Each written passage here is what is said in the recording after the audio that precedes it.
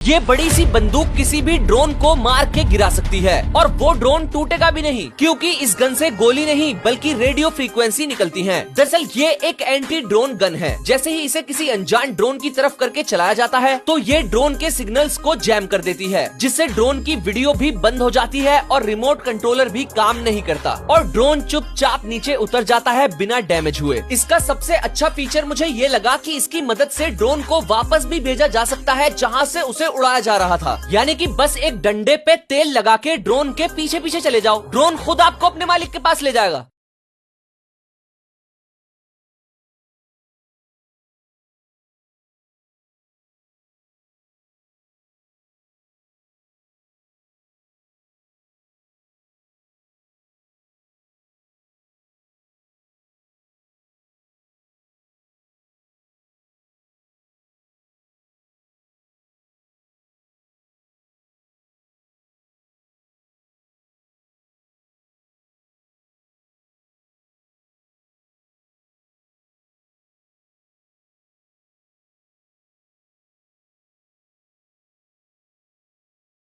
ये है एक नेचुरली सीप के अंदर बना हुआ मोती, जो कि बहुत ही रेयर होता है। लेकिन ये मोती बनता कैसे है? वेल, ये नॉर्मली दो तरह से बनता है, पहला कल्चर्ड, दूसरा नेचुरल। और आज मैं नेचुरल की ही बात करूंगा क्योंकि वही महंगा होता है। तो इसमें होता ये है कि सीप के कवच का टुकड़ा सीप के अंदर चला जाता है, या फिर एक पैरासाइट यानी कि मुफ्तखोर कीड़ा सीप के कवच में छेद करके अंदर घुस जाता है, जिससे बचने के लिए सीप एक सब्सटेंस रिलीज करता है जिसे नेकर कहते हैं। फिर नेकर उस टुकड़े या कीड़े को कवर कर लेता है और जब नेकर की हजारों लेयर्स एक के ऊपर एक कवर होती रहती हैं सालों तक, तब फाइनली एक पर्ल यानी कि मोती बन जाता है जिसमें कीड़ा दफन रहता है।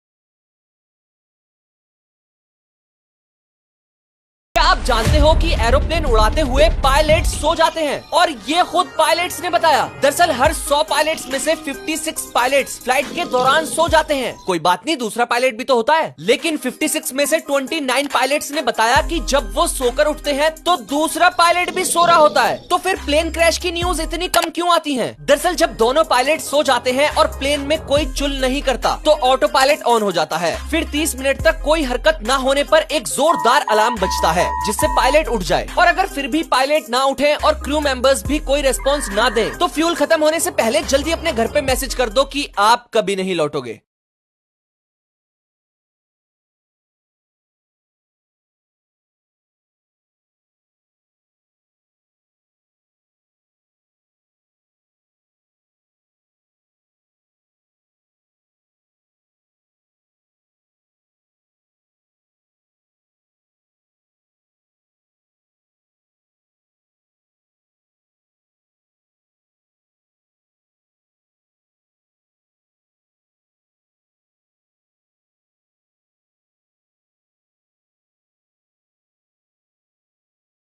आज आजादी के दिन हम ज्यादातर इंडियंस पतंग उड़ाकर इंडिपेंडेंस डे सेलिब्रेट करते हैं, लेकिन इंडिया में पतंग उड़ाना गैर कानूनी है। दरअसल इंडियन एयरक्राफ्ट एक्ट 1934 के तहत कोई भी हवा में हवा से उड़ने वाली मशीन बिना लाइसेंस के उड़ाना इलीगल है। उसकी पहले परमिशन लेनी होगी, यहाँ तक कि मासूम गुब्बारे और पतंग की भी। इस कानून को तोड़ने पर 2 साल की सजा और 10 लाख रुपीस का जुर्माना हो सकता है। लेकिन यार, आजादी के दिन तो उड़ा ही सकते हैं, यही तो आजादी है। ये मैं बिल्कुल नहीं कहूँगा। क्यों खाली पीली में लटकुटवाऊं? भाई मेरे हिसाब से तो कानून को बिल्कुल बिल्कुल मानो। और हाँ, मेरी तरफ से आप सभी को इंडिपेंडेंस डे बहुत बहुत मुबारक हो। हिंदुस्तान जिंदाबाद। इसी बात पे 30 पतंगे बचा लियो बे मेरे लिए।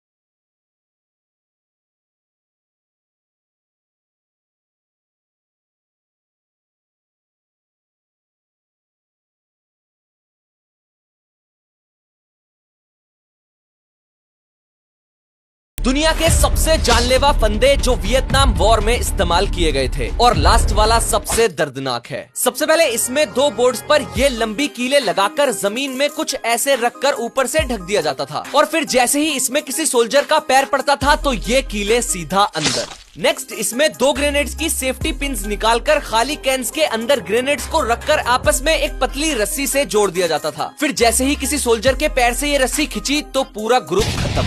नेक्स्ट, सबसे दर्दनाक पंजी स्टिक्स। इसमें लंबी कीलें एक लकड़ी के बॉक्स में लगाकर उसे उल्टा करके जमीन में गाड़ कर ढक दिया जाता था। फिर जैसे ही कोई अमेरिकन सोल्जर इसमें गिरता तो वो लंबी कीलें सिर्फ पैर में ही नहीं बल्कि और दूसरी जगह भी घुसकर एक दर्दनाक मौत का एहसास करवाती थी।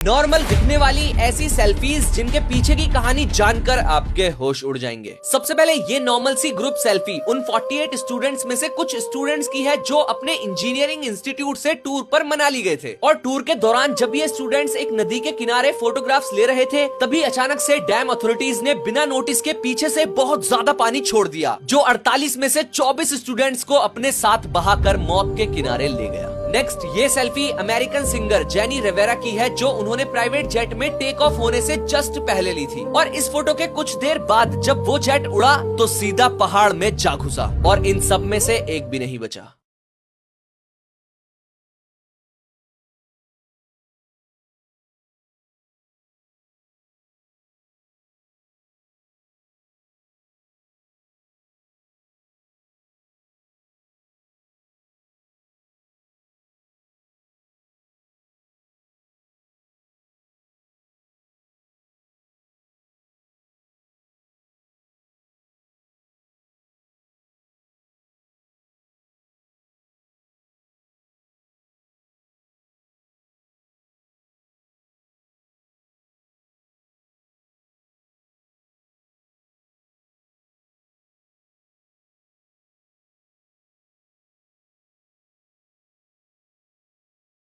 आखिर ये वीआर लगाकर गाय को क्या दिखा रहे हैं? ये टाइम पास करने के लिए इंस्टा रील्स नहीं, दरअसल इसकी शुरुआत हुई है रशिया से, जहाँ ज्यादातर बर्फ पड़ती है, जिसकी वजह से गाय को हरियाली नहीं दिखती तो उसका मूड खराब हो जाता है और गाय दूध भी बहुत कम देने लगती है। इसीलिए रशिया ने ये वर्चुअल रियलिटी ग्लासेस बना दिए जिन्हें गाय को पहनाकर मस्त खुला आसमान और हरी हरी घासों के मैदानों की फिल्म दिखाई जाती है, जिससे गाय का मूड फ्रेश हो जाता है। और 22 लीटर दूध देने वाली ये गाय वीआर लगा के अब 27 लीटर दे रही है। इसीलिए तुर्की और बाकी देशों में भी ऐसा किया जा रहा है।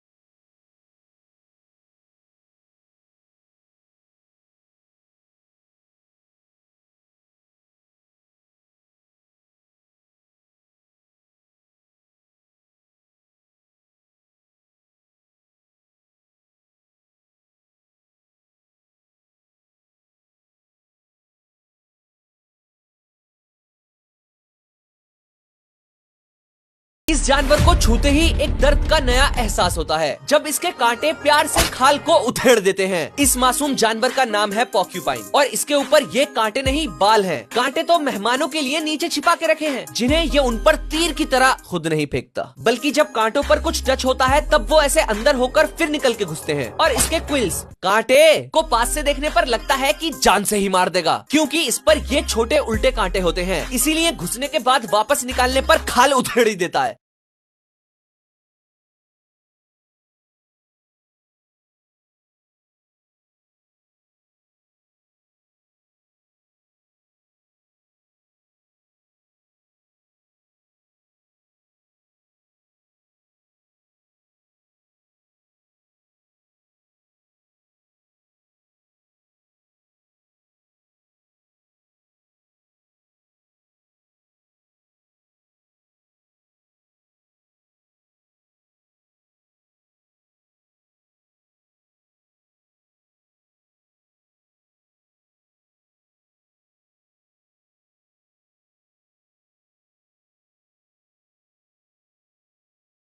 जैसे ही ये आदमी अपना हाथ इस पानी में डालता है तो हाथ बर्फ में जमना शुरू हो जाता है, और अगर आप कोई दूसरी चीज भी इसमें डालोगे तो उस पर तुरंत बर्फ जम जाएगी। दरअसल इसे कहते हैं गर्म बर्फ, जिसके लिए आपको बेकिंग सोडा लेना है 440 ग्राम, 41 नहीं, और उसमें आधा लीटर व्हाइट विनेगर डालकर 1-1.5 घंटे के लिए रख दो। फिर उसमें 100 ml पानी डालकर रसोड़े में गैस पर चढ़ा दो। चढ़ा दिया। अब जब पकते पकते इसकी शक्ल ऐसी हो जाए तो समझ लो ये बन गया सोडियम एसीटेट। अब इसे जार में पलटकर ठंडा होने के लिए रख दो, बस हिलना नहीं चाहिए, काम खराब हो जाएगा। फिर ठंडा होने के बाद जब इसमें कोई भी चीज डालोगे तो ये नकली बर्फ जमने लगेगी। बस अपना हाथ मत डालना। हाँ, दोस्त का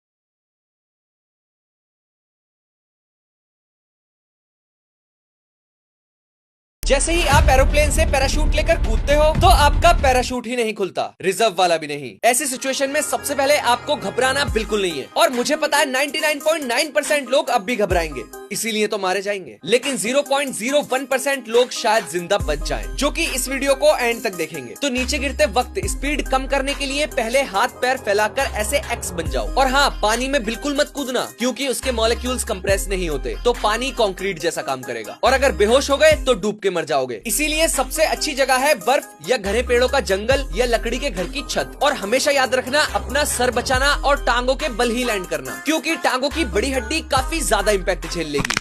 टूटने से पहले कम से कम जान तो बच जाएगी।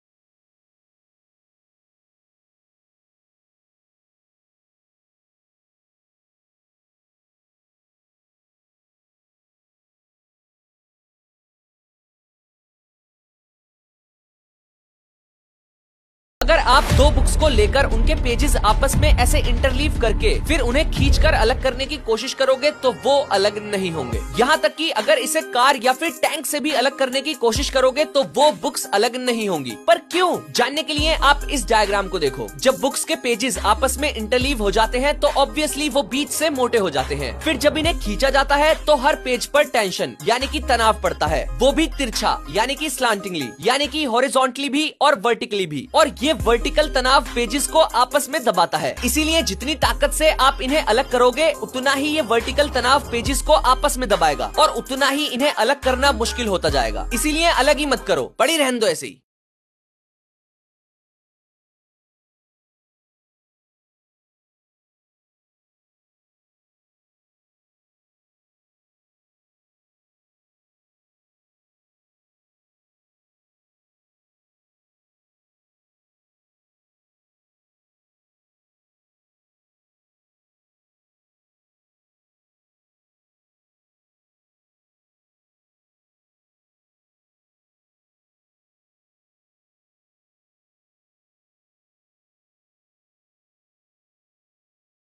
ये है समंदर की सबसे अजीबोगरीब मछली, जिसके ऊपर ये कांटे से होते हैं और मजा चखाने के लिए जहर भी। और जब इसे खतरा महसूस होता है तो ये ऐसे गुब्बारे की तरह फूल जाती है आपकी हवा निकालने के लिए। इसीलिए इसे पफर फिश कहते हैं, क्योंकि फूलने के बाद इसे नंगे हाथों से छूने पर सिर्फ 20 मिनट के बाद ही मौत का फरिश्ता आपके सामने खड़ा होगा। इसमें टेट्रोडोटॉक्सिन नामक जहर होता है, जिसकी सबसे अच्छी बात यह है कि इसका कोई एंटीडोट नहीं जिससे इस जहर को मारा जा सके। इसीलिए एक पफर फिश 6 फीट के 30 जवानों को 6 फीट जमीन में नीचे गाड़ने के लिए काफी है। फिर भी चाइना जैसी कंट्री में इसका सूप बना के पी जाते हैं।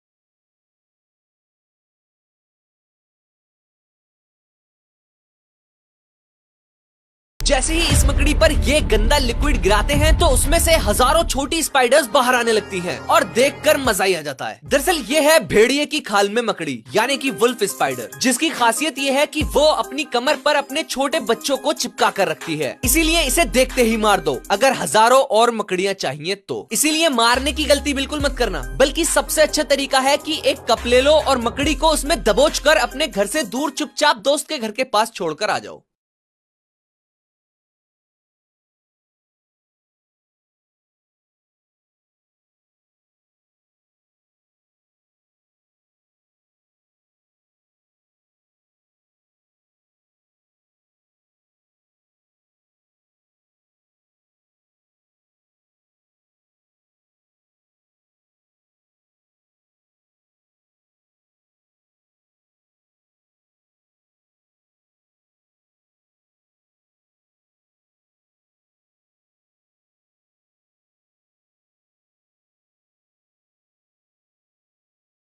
ये 3 साल का लड़का गोरिल्ला के एनक्लोजर में गिर जाता है अमेरिका के एक चिड़ियाघर में, जब इस बच्चे की मम्मी इसे घुमाने लाई थी और थोड़ी देर के लिए नजर हटते ही ये बच्चा गोरिल्ला के एनक्लोजर में गिर गया। फिर हराम्बे नामक ये सिल्वरबैक गोरिल्ला इस बच्चे को पानी में इधर से उधर खींचता रहा पूरे 10 मिनट तक। इससे पहले कि ये बच्चे को कोई नुकसान पहुंचाता, जू अथॉरिटीज ने गोरिल्ला को मारने का फैसला किया और स्नाइपर राइफल से हराम्बे को एक हेडशॉट में गिरा दिया। हालांकि बेहोशी का इंजेक्शन भी मारा जा सकता था, लेकिन उसका असर थोड़ी देर में होता है, जिससे बच्चे को खतरा हो सकता था।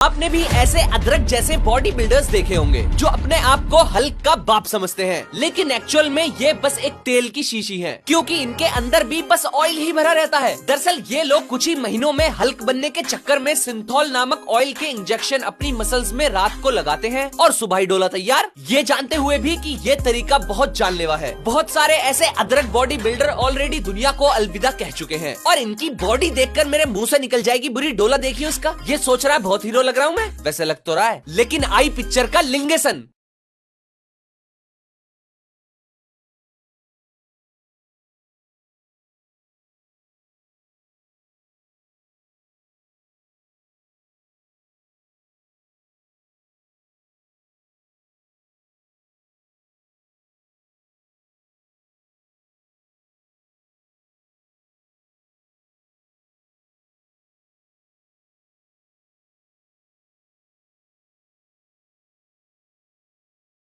गूगल अर्थ की इस इमेज में कुछ लोग लकड़ी के इस ब्रिज से किसी इंसान की लाश को फेंकते हुए पकड़े गए और जैसा कि आप देख सकते हो इस ब्रिज पर ये खून के निशान हैं, जो कि बॉडी को घसीट कर लाते हुए बने हैं। इसीलिए गूगल अर्थ ने इस इमेज को अब चेंज कर दिया है और अगर अब आप इस ब्रिज को गूगल अर्थ पर देखोगे तो बिल्कुल नॉर्मल ब्रिज दिखेगा। ऐसा मानना है उन लोगों का जिन्हें हर नॉर्मल चीज को हवा बनाने में मजा आता है। दरअसल ये जगह नेदरलैंड्स की अल्मेरा सिटी में है और इस इमेज में एक कपल और ये लाश नहीं बल्कि गीला कुत्ता है और ये पानी के निशान इसी गीले कुत्ते के हैं, जो कि खून जैसे इसलिए लग रहे हैं क्योंकि गीली होकर अक्सर लाल हो ही जाती हैं कुछ लकड़ियाँ।